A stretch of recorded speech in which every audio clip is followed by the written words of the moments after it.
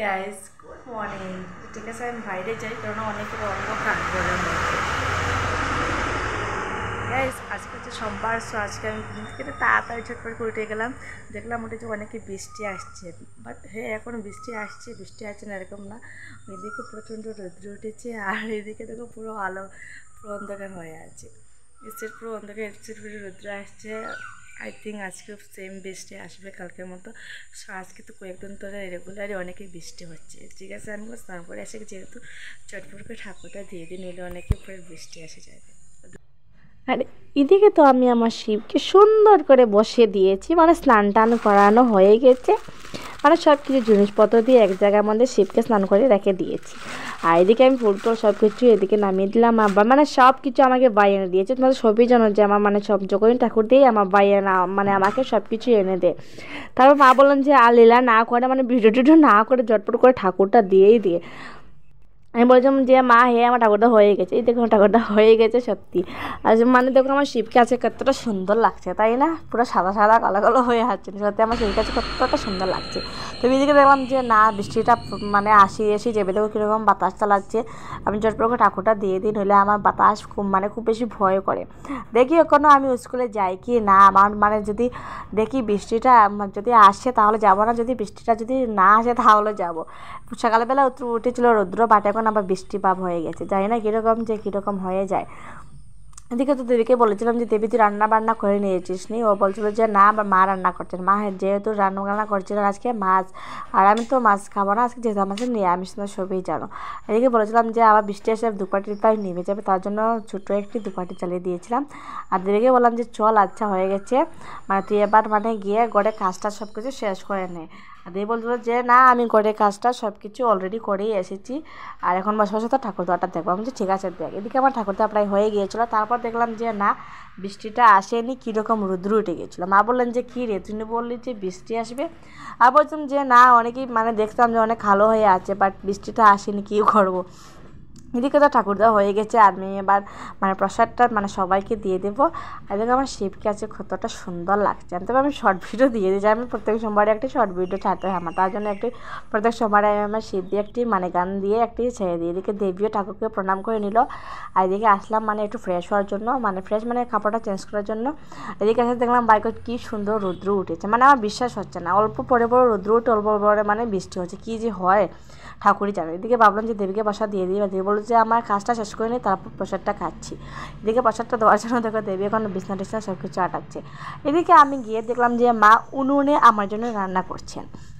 মাকে বলেছিলাম যে আমার জন্য রান্না না করার জন্য, দেখো মা ডেকের মধ্যে রান্না করছেন, যেহেতু হ্যাঁ ডেকের ভাত খাই না এমন না, আমি সবর ভাত মানে সব কিছুই রান্না ভাত খেতে পারি। আর আমি উনুনে রান্না করা জানি না, মানে নিরামিষ তো, তার জন্য গ্যাসের মধ্যে হচ্ছে মাছ দিয়ে মানে মাছ তরকারি। আর এদিকে আমার জন্য রান্না করছেন টমেটো দিয়ে আলু দিয়ে শস্য দিয়ে একটু ছড়ছড়ি আর কি। আর এদিকে তো মা উনুনে রান্না করছেন। মাকে বলেছিলাম যে আমার জন্য রান্না করবেন না, তারপর মা বললেন যে তুই কি না খেয়ে যাবি, তোর মানে তার কাছে তুই টাইম নেই যখন তুই রান্না করবেন। যে হ্যাঁ তার সত্যি কথা, বাট আমি একটু ম্যাগি খেয়ে যেতে পারতাম, বাট আজকে সত্যি কথা যে আজকে মা যদি রান্না করে না দিতেন তাহলে আমি উপসেই আসি, স্কুল চলে যেতাম সত্যি গাইস। এদিকে তো আমি ভাত নিয়ে নিলাম, মা বলেন যে আমি দেবো না, কেমন হচ্ছে না আমি নেবো, তুমি আমাকে তরকারিটা দিয়ে দাও। এদিকে মা তরকারি দিলে না, বাইকে বললাম যে ভাই তুইও খাওয়া দাওয়া করেন, তোর স্কুলের টাইমটা হয়ে যাবে, আর এখন তো বৃষ্টিটাও আসে নাই, মানে এখনও আসেনি, চল স্কুলে যেতে পারবি। অবশ্য ঠিক আছে তুই খাওয়া দাওয়া করে না, তারপর আমিও খাবো। তারপর এদিকে মা বলে যে সকালে রান্না করেছিলাম দুধ পুলি, মানে বৃষ্টি ভাব দেখে মানে দুধ পুলি খাওয়ার ইচ্ছা করছিল। তারপর এদিকে মা দুধ পুলি রান্না করেছিলেন, খাওয়াতে বসেছিলাম, মা বলেন যে তুই দুধ পুলি খেয়েছিস নাকি। আমি যে না, তো আমাকে দেবী দেয়নি, আর সত্যি গেছে আমাকে দেবী দেয়নি, কিছু বলেইনি।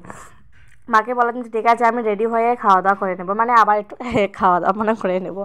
স্কুলে যাওয়ার জন্য রেডি হয়ে নিলাম। এদিকে মা বলছে ঠিক আছে দুধ পুলিটা খেয়ে নে। তবে দুধ পুলিটা অনেক কি সুন্দর ছিল, মানে এত স্বাদ কি বলবো গাইস। যেহেতু ভিডিওটা কালকে আজকে আপলোড করতে হচ্ছে, যেহেতু কালকে সোমবারে গিয়েছিলো, তবে এত স্বাদ ছিল কি যে বলবো দুধ পুলিটা। আমার দুধ পুলিটা খুব মানে খেতে অনেকই ভালো লাগে। আর যেহেতু আমি ভাত খাওয়ার পরেই খাচ্ছি, তারা মাকে বললাম যে ঠিক আছে আমি স্কুল থেকে এসে খাবো, একটু ঠান্ডা হয়েছে। মা বলেন যে না ঝটপট করে খাওয়া দাওয়া করে দুধ পুলিটা রবে না, নাহলে পিঁপড়া মানে সব কিছু নষ্ট হয়ে যায়। আমি যে ঠিক আছে খাওয়া দাওয়া করে নিই। অনেকেই চাচ্ছিল দুধ পুলিটা, তবে দুধ পুলিটা যদি আমি মানে সকালবেলা খেতাম হয়তো গ্যাস হয়ে যেত। ভালো হয়েছে যে ভাত ঠাত খেয়ে তারপর খাইতে লাগছে। ভাইকে বলেছিলাম ভাই তুই খাবে নাকি, ভাই বলেছিল না আমি খাবো না, আমি সবাই মানে মানে এক পাটে সবাই এক প্লেট করে খেয়েছি, মানে তুইও খাওয়া দাওয়া করে না। আমি বলছি ঠিক আছে খাচ্ছি। অনেকেই স্বাদ ছিল, তো দুধটা একটু কম হয়েছে, তবে অনেকে স্বাদ ছিল খেতে। মাকে বলেন যে মা অন্যদিন আমার জন্য ওরকম রান্না করবে, যেহেতু আমি মানে মন দিয়ে খেতে পারবো, তার জন্য এদিকে মাকে বলেছে, মা বলেছে ঠিক আছে রান্না করবে। যেহেতু আমি দুধ পুলিটা তোমাদের সাথে শেয়ারও করতে পারিনি আর দেখানো হয়নি আমার, আর মানে দুধ পুলিটা কীরকম বানানো হয় আমি জানি না সত্যি, নইলে আমি নিজে নিজে বানিয়ে খেয়ে নিতাম। আমি আর বানানো জানো না, আমি জানি না, তার জন্য একা একাই বসে খাচ্ছিলাম। মানে ভাবছিলাম মানে খেয়ে খেয়ে ভাবছিলাম যে এটা কীরকম রান্না করতে, আমি তো কখনো মাকে দেখিনি। মানে একবার দেখেছিলাম বাট মনেই নেই, বাট এখন যে রান্না করছেন মা আমি তো কাছে ছিলাম না, তার জন্যই আমি খেতেই ভুলে গেছি তো আমি কীরকম ভিডিও করবো। এখন তো মা বলেন যে দেবী দেয়নি, বাট আমি বলছিলাম যে দেবী তো আমাকে দেয়নি, হয়তো দেবী ভুলে গেছে, তার জন্য আমাকে মানে খাওয়া দাওয়া করার পরেই এটা খাওয়া হচ্ছে। তবে যাই হোক, তবে দুধ পুলিটা অনেকই স্বাদ ছিল। তারপর আমি আমার জন্য ব্যাগটা তৈরি করেছিলাম, মানে দেবীকে বললাম যে আমার জন্য একটু জল ভরে নে, আর ব্যাগটা আমার একটু রেডি করে নে। ও বলছিল যে আমি তো ব্যাগ রেডি করতে পারবো না, অনেকে বই আছে, তুই তো নিজে নিজে রেডি করে নে। আমি বলছি ঠিক আছে। তার জন্য দিকে আমি এক বোতল জল ভরে আনলাম, আর এখন ভাবলাম যে ব্যাগটা রেডি করে নিই। বাট কী খাবো এটাই ভাবছিলাম। মা মানে অনেকেই গালি দেয় যদি আমি মানে চকলেট নেই। আজকে ভাবলাম যে না আজকে চকলেট নেব না, বিস্কুট নেব। তারপর এদিকে চকলেট না বলেই একটি চকলেট নিয়ে নিলাম আর একটি বিস্কুটই নিয়ে নিলাম। তবে সত্যি সব কিছু খাবো না, টিফিনের মধ্যে আমি একটি বিস্কুটই খাবো আর চকলেটটা ঘুরে নিয়ে আসবো মানে ভাইয়ের জন্য, আর ভাই খাবে। এদিকে তো ব্যাগটা পুরো রেডি করা হয়ে গেছে, আর ভাবলাম যে চলে যাই, নাহলে অনেকে দেরি হয়ে যাবে, যেহেতু বৃষ্টিটা কোনো গ্যারেন্টি নেই, তো তার জন্যই। আর এদিকে দেবীকে বলেছিলাম যে দেবী তুই কলেজ যাবে নাকি, ও বলছে যে না কলেজে মানে মানে একটা প্রজেক্ট ছিল মানে মানে জমা দেওয়ার জন্য, ও বলেছিল যে না 1 তারিখের ভিতরে দিতে হবে। তো আজকে গিয়ে দেবী মানে এটা জমা দিয়েছে মানে প্রজেক্টটা। ওর মানে এক্সাম হয়েছিল, তো এক্সামদের রেজাল্টটা এখনও আসেনি, মানে প্রজেক্টটা দেওয়ার পরে হয়তো মানে এসে যাবে রেজাল্টটা। তো বেশিগুলো যাওয়ার জন্য আমি বেরিয়ে পড়লাম। এদিকে দেখো বাতাস চালাচ্ছে, খালুই করে আছে, মানে রৌদ্র নেই, মানে অল্প পর রৌদ্র উঠে অল্প পর মানে বৃষ্টিপাত হয়ে যায়। এইদিকে দেখো আমাদের স্কুলের রাস্তাটা এত বাজে কি বলবো, মানে কালকে রাতে তুফান দিয়েছে হয়তো, নইলে বৃষ্টি দিয়েছে, মানে ওদিকে আর কি, আমাদেরকে তো বৃষ্টি দিয়েছে, তার জন্য রাস্তার অবস্থাটা খুবই খারাপ। তারপর এটা বলতে বলতে আমি আমার ফাইনালি স্কুলে এসে গেলাম। আর স্কুলে এসে দেখলাম যে অ্যাসেম্বলিটা অলরেডি স্টার্ট হয়ে গিয়েছিলো। ভাবলাম যে এখন আর লেট না করে অ্যাসেম্বলিটা গিয়ে একটু ধরতে লাগবো। আচ্ছা গাইস, আজকে ভিডিওটি কতটুকু শেষ করছি। আর এদিকে মানে আমার মারাখানের মধ্যে খালিও শেষ হয়ে গিয়েছে, তার জন্য মাসিকে বললাম যে মাসি মানে আমাদের মানে এখানে থাকেন, তার জন্য বললাম যে আমার ওইটাতে মানে একটু খালিটা ভরে দিয়ে দাও।